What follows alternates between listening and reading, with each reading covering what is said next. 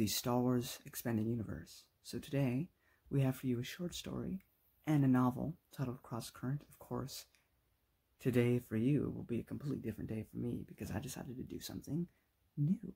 I decided, because whenever I read a short story and I talk about it, I always forget a lot of it because I just read an entire novel.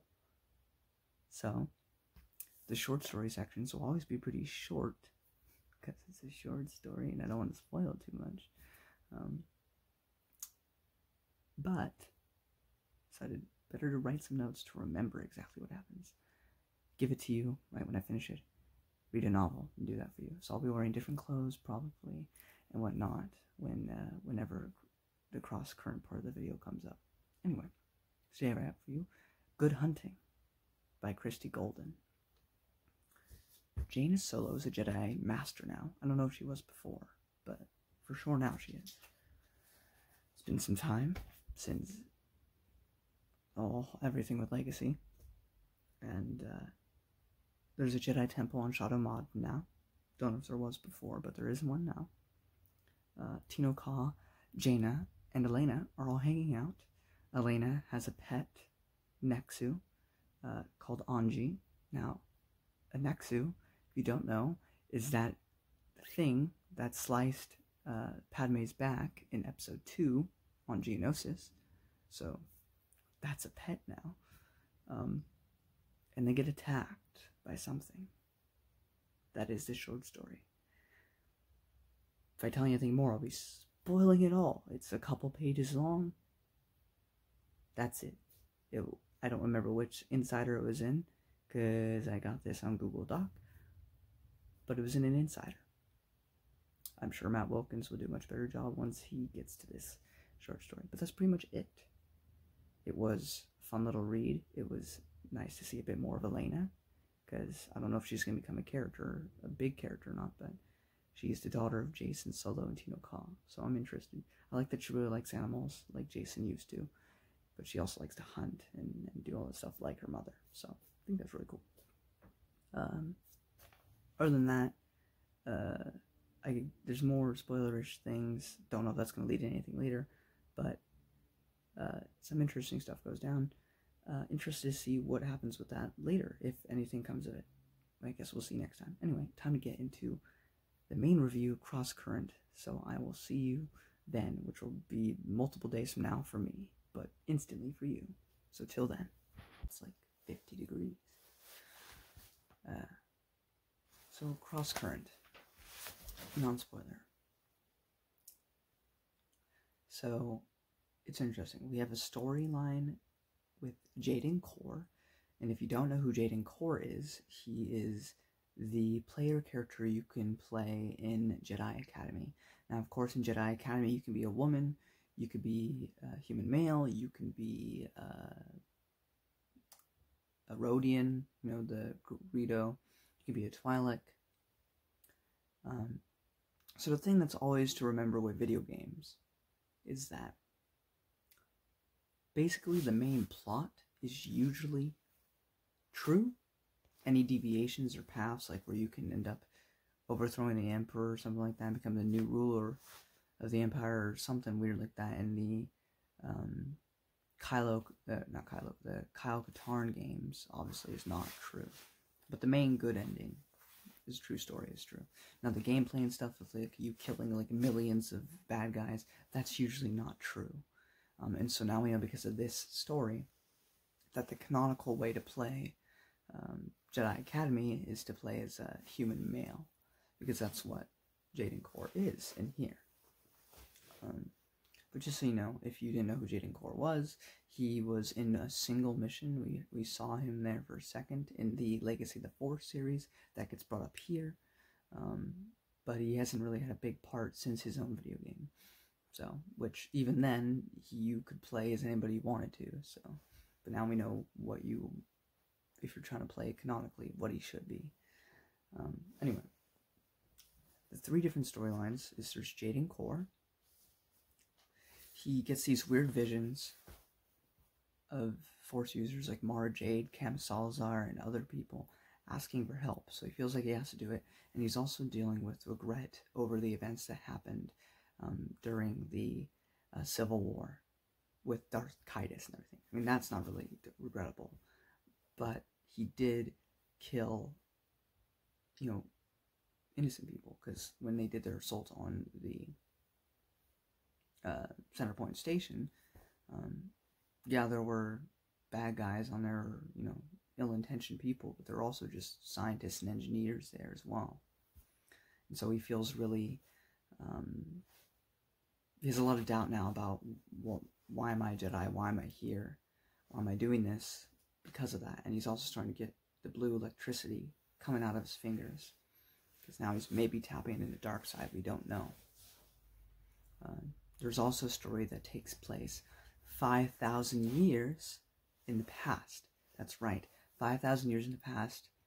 Which, stop doing that freaking, I'm so sorry. It's just so freaking annoying and I don't know how to fix it. But I haven't even gotten it to yet. But the comics of the Golden Age of the Sith and the Fall of the Sith with Naga Sato, the Sith ruler at the time. The people in this book, there's a Padawan and I don't remember the Padawan's name, but the master's name is Relin. And he's going after a former Padawan of his by the name of Sace, who, cool fact, is the same race as General Grievous. Of course, General Grievous was in a mostly droid suit, but before he was in the droid suit, that was his race, is the one we see here. And Relin's trying to stop him because he has like this powerful crystal. Now, I don't know if that's in reference to the Alan Dean Foster's Splinter of the Mind's Eye, because I have not read that yet. So I don't know if there's supposed to be some sort of connection there. But I do know that in Splinter of the Mind's Eye, there's this crystal that can make the Force more powerful in you or something, like a boost. And so in the same way, this works similarly, but specifically with the dark side. Or maybe I'm confused about that. I believe it's specifically with the dark side. But so Relin's trying to stop that on this like Sith Dreadnought ship, and then stuff happens, which we will get to in spoilers.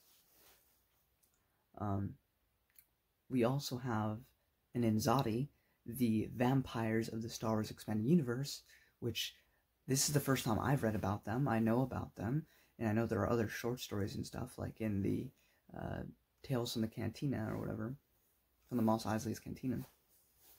But the Inzadi are one of the scariest things in the Star Wars Expanded Universe. The way it's described, I hate these guys. I'm so glad we've never seen them in a movie, because they're scary. Okay? Inzadi, they have like these weird tentacle things that come out of their face, and they stick it up your nose. Goes to your brain, starts sucking the juices, puts hemorrhages in your brain, makes you start bleeding. Does not sound very nice. But he also goes to meet the one Sith at some point. I don't think it's too much of a spoiler. It's a very small part of the book. So we are still getting those lingering hints that will lead into Fate of the Jedi, and then of course the Legacy comics. And then we have a cool salvage crew that goes and teams up with Jaden. And they're really cool, and I really grew to like them in this book. But anyway, overall, it was a really good read, and that's as much as I can tell you without spoiling, because I knew nothing about this book going into it other than Jaden Korba's in it, so some of the best parts of this book are simply reading it. So, I thoroughly enjoyed it. Getting off of a 19-book series and in a 3-book series, I was still like continuing off of that, being its own thing, and then going into another series that was long.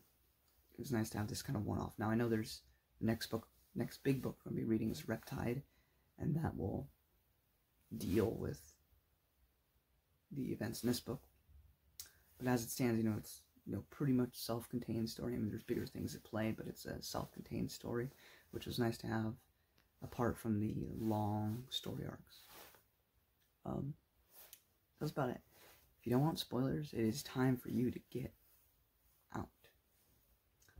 So I want to give a summary real quick before I just go into my tangents that I tend to do, where I just like look at my notes and then say.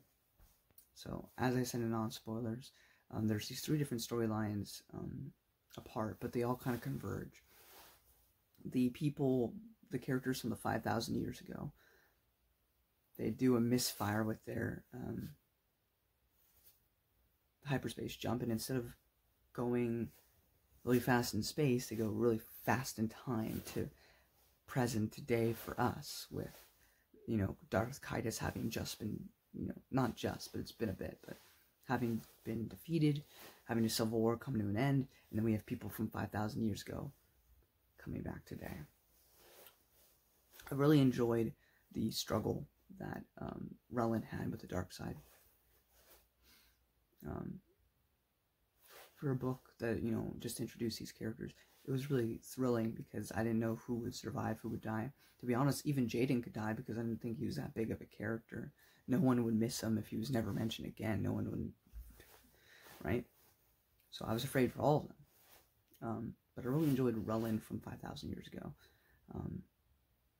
And his struggle with the dark side, I enjoyed that. And the drama between him and his former Padawan Sais.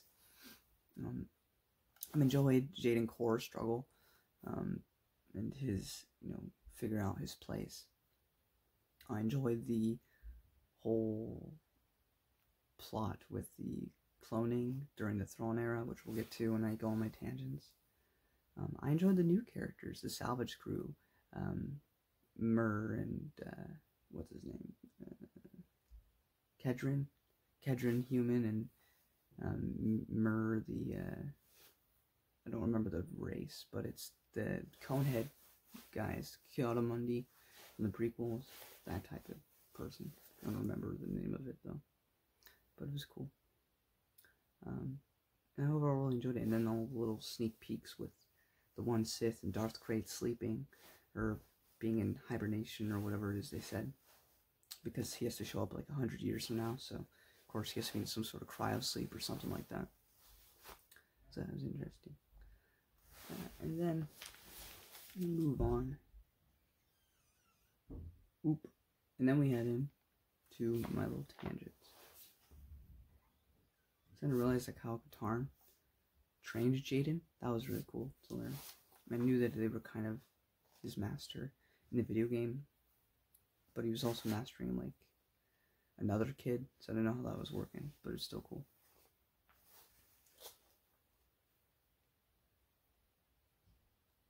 And I already mentioned Kel and being in Zodi and Star Wars Vampire.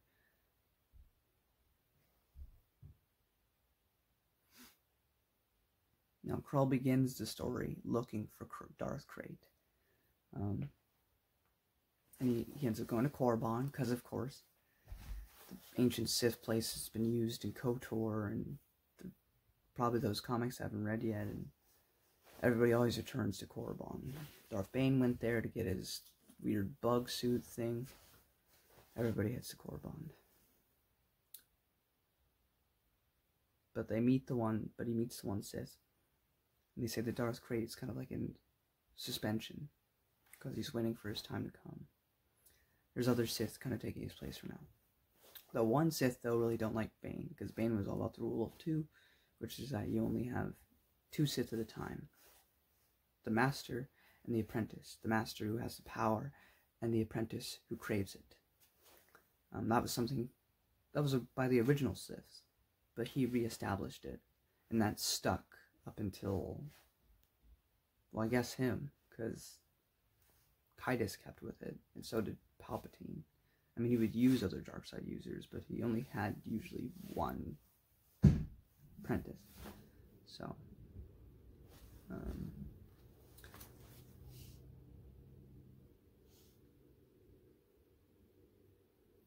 Sais and Relin fighting and discussing the Force for the first time, I really enjoyed, because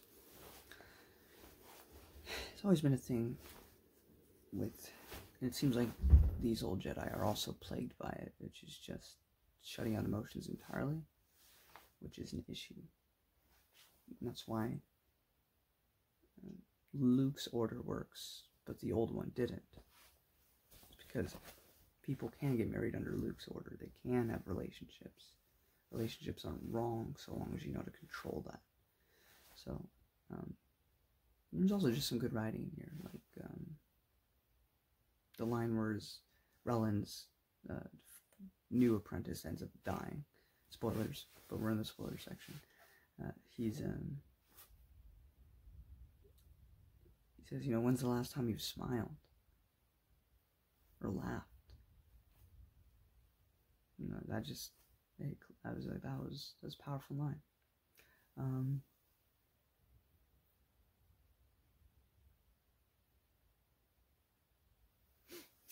I just want to say that my note for earlier, I already basically talked about it, but I realized as I wrote it what I said, so I darkened one of the words. I said, Jaden worried about the fate of the Jedi after Legacy. And then I went, Fate of the Jedi, because it's the next book series. It's 9 books.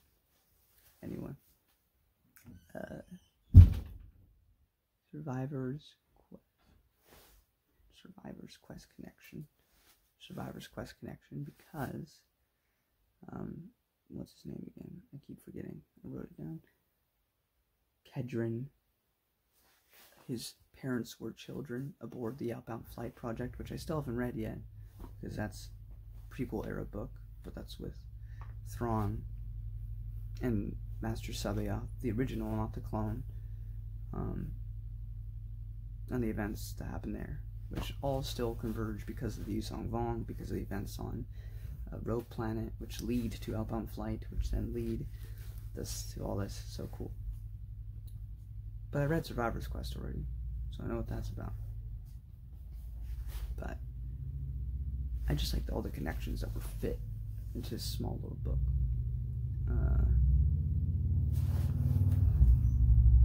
I felt like this book was like an episode of The Mandalorian, but better because of all the connections to EU. It just felt like kind of like this one-off story, which was cool. Then the big thing here. So they introduced time travel, as I said, because that was insane to me, because they just 5,000 years boosted present day. It was insane. And having Rellen interact with Jaden Core was cool and stuff. Of course, Rellen won't get to meet Luke Skywalker or anything, because, well, we'll get to that.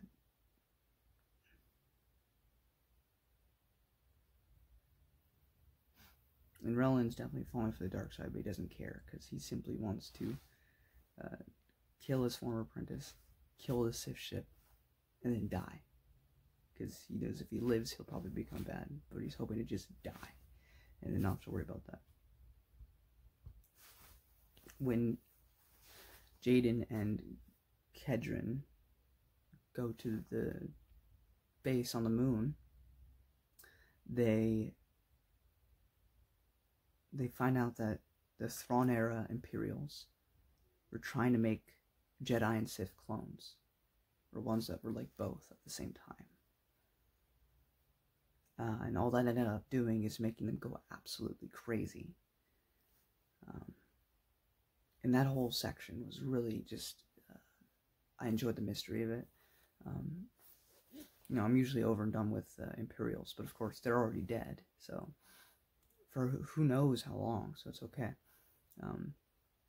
And plus it's the Thrawn era. It was after Palpatine died, and I like that. I like that Thrawn just had all this stuff he was trying to accomplish.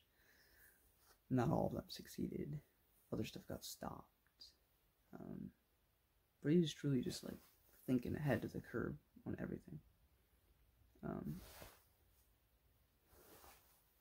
Cal almost murders Kedron, and I got really scared because it's like, oh, this might be the end of him. Because I wouldn't put it past this one-off book to do that, but he's still alive, thankfully. And then Jaden goes up against a crazy clone of Cam Solazar, which was the whole atmosphere of that part was just like really eerie and weird. And yeah, then the Inzati and stuck his nose up Jaden again. I hate it. I hate reading about them. It's not. I don't like what they do. I would rather have a vampire suck my neck dry than have an Inzati stick their tentacle things up my nose and make all the juices in my brain go away and give me like brain hemorrhages and make me bleed from my nose. Yeah, it just does not sound pleasant at all. But some of them get away, the clones, and so that will be followed up in the next book where Jaden will have to stop that with the help of his salvage friends, because now they want to help. Ketrin doesn't want to run anymore, and Mar might want to become a Jedi because he started learning some things from Relin, and he doesn't want to stop. So maybe we'll have a new Ki-Adi-Mundi running around, which would be cool, actually. And then Sais and Relin finally die. Their battle waging over 5,000 years because of the fact that they get transported in the future comes to an end, and he brings his ship down with him. And that chapter is kind of put to a close. So I imagine the next book, Reptide, will not focus on any past era stuff and only deal with the clone stuff going on. Oh, and then also, Kedrin gets to shoot that Inzati in the face. Thank God. I hate that thing. I'm glad it's dead. I don't feel any remorse for it. It was also crazy. It's like, he will lead me to the truth. Like, what are you talking about? Anyway, I enjoy this small book by Paul S. Kemp. He also is going to write the next book we read, which is Reptide. And he will also be, when we get to the Old Republic era, he wrote the book Deceived about Darth Malgus. So that'll be interesting. Anyway, I hope you enjoyed this video and my review of the short story. If you did, give it a thumbs up. Sharing helps out a ton. Don't forget to subscribe. And I'll see you in the next video.